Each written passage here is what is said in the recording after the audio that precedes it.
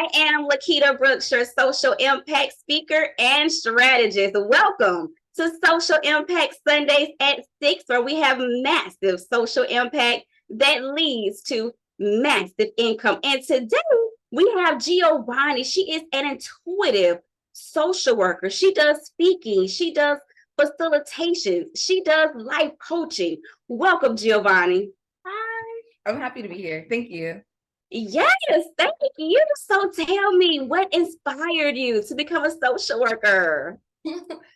I feel like I get that question often. And in short form, I was working as a CNA on the mother infant unit, and I love that job because I knew that I wanted to become a nurse as well.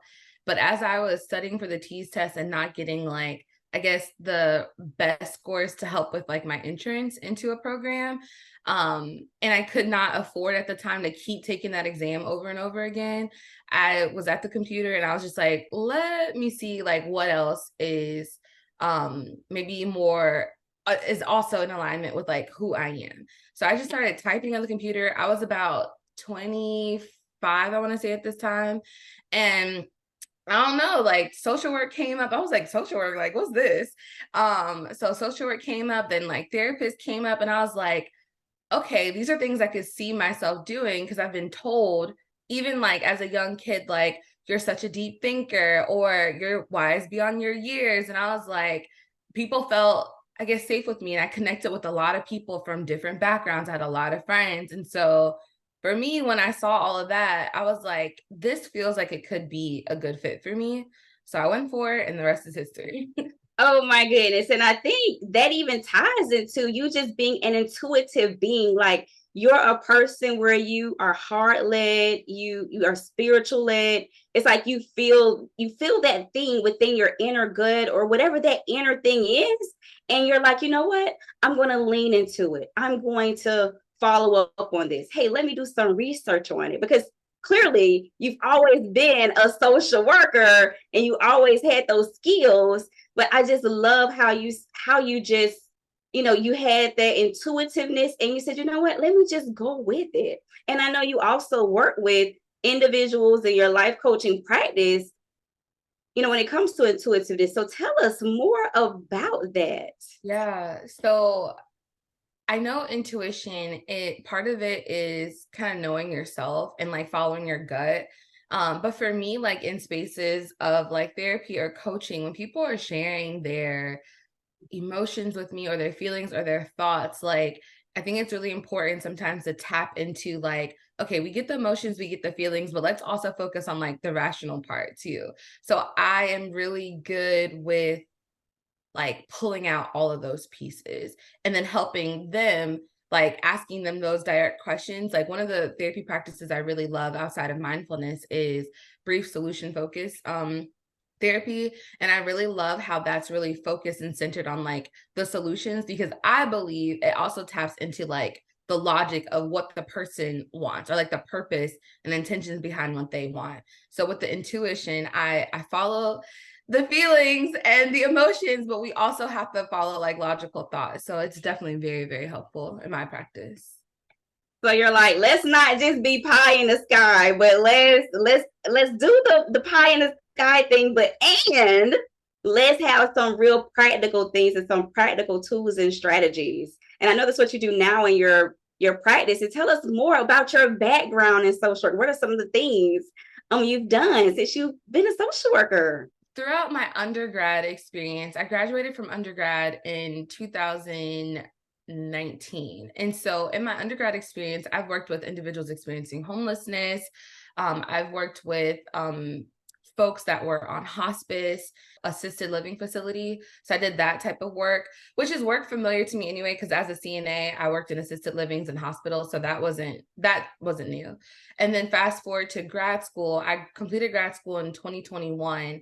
And that experience was with children who experienced trauma. So it was still outpatient, so one-on-one outpatient services with those children.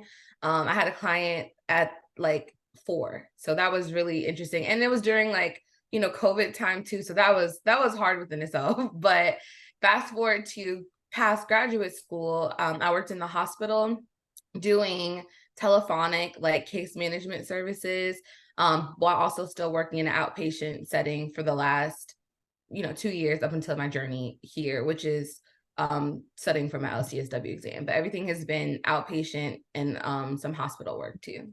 I've had a lot of experience in the past few years. Like, oh my goodness. Yeah. Yeah.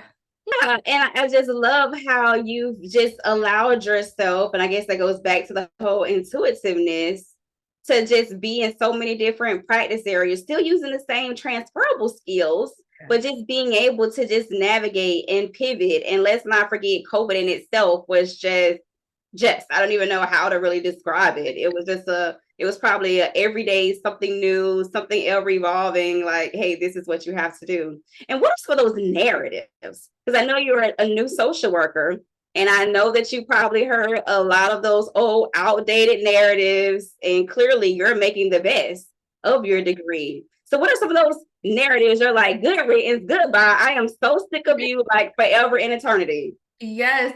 So in grad school, like we had to go through obviously different coursework. And I remember like family systems. And I didn't want to work with families really. Like I couldn't really see myself in a therapy space practice doing family work. So that learning about that, I was like, I get why I had to learn about it, but I'm like, I don't want this. And then the other part too is that big saying of meeting clients where they are. I think sometimes that can be a little counterintuitive. I don't think that's always helpful. Like, yes, like let's see what you have going on, but also how can we like move you forward from this space and not just us staying like where you are, because we want to make sure that we're not just going backwards, but we're also going forward. And then the biggest one is that social workers don't make no money. And we got to work in CPS. We're going to work long hours. We have to take like 40 clients plus. And that is really not true. When you work with a good organization, or not just that, but when you work for an organization where maybe you can choose your own schedule, you don't have to work that many hours. But then also, if you work for an organization that's not schedule based, you don't have to take $30,000 an hour or a year. Like you get to say no. So I feel like that part of not advocating for yourself and taking the bare minimum, like it's been so pushed, and it's not true. No. You're like, no, we are not just settling for the bare minimum. Like, we're going to be practical and realistic, but we're also going to make sure that like we can pay our bills and do some traveling, like in real life. Yeah, absolutely. Yeah, absolutely. And also too, you don't have to stay in like classic social work, which I know most people is like CPS, because I know plenty of times when I said in my journey of like looking up social work, like because I was working at a hospital, and so I was having some of these conversations with nurses. They're like, so you want to take people's kids? I remember a nurse even pulled up the salary between a social worker and a nurse, and she was like, are you sure that this is what you want to do? And I was like, wholeheartedly yes. I was like, I don't care what you pull up, I don't care what you show me, I know this is right for me. And I was 25 and didn't know much about social work other than the research I was looking for, but those have been some of the narratives. So yeah. I love that confidence that you had. Like, even at 25, he was like, no, I said I'm going to be a social worker, period. And the thing that I think a lot of people don't think about, like, yes, you have those statistics and data when it comes to the occupational handbook and all those things, but the versatility of what a social worker can do in comparison to a nurse is just so much more broad. So I would say so much more entrepreneurially driven. Social work can go from working at a Fortune 500 company, doing corporate social responsibility initiatives, to doing wellness trainings at companies, to working for the government, to working for the hospital, to working with children, to working with families, to growing a group practice, to trademarking and getting your intellectual property. Like, it's so many things, the vastness of social work. So a lot of times people just look at this one statistic, but in actuality, there's so many ways to monetize your skills and abilities, your expertise and education and experiences as a social worker that I think people just don't examine. And clearly, that nurse didn't really understand the fluidity and the awesomeness of us.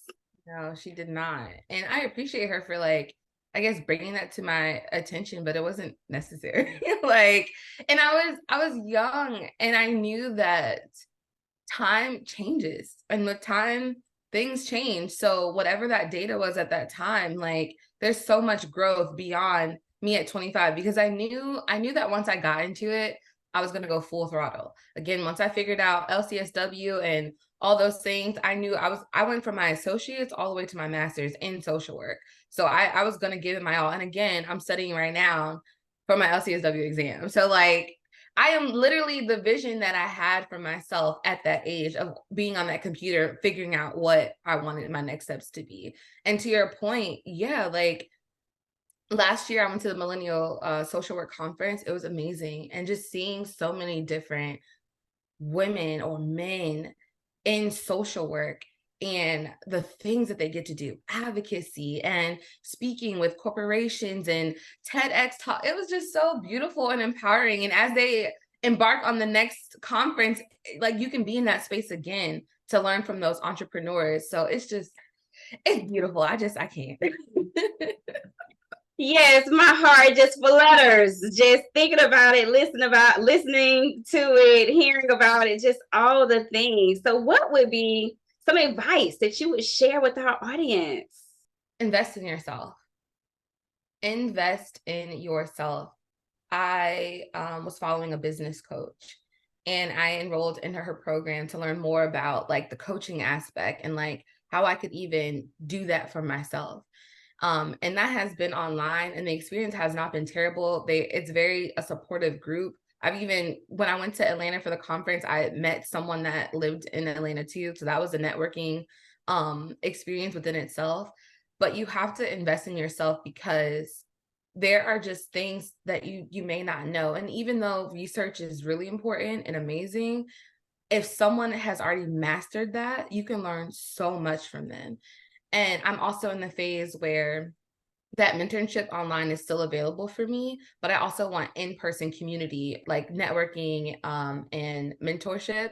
So I found a program that is local to where I live that can offer that. You have to apply for it and get accepted, but still just put yourself out there. And then on the other end of networking, go to events, like whether it's a mental health and wellness event, whatever it is that you're interested in, go to it. You never know who you're going to meet. Pass out your business cards. When people hear certain titles like, oh, social work or life coach or mental wellness or holistic health or whatever, like those keywords are, they're going to want to know more.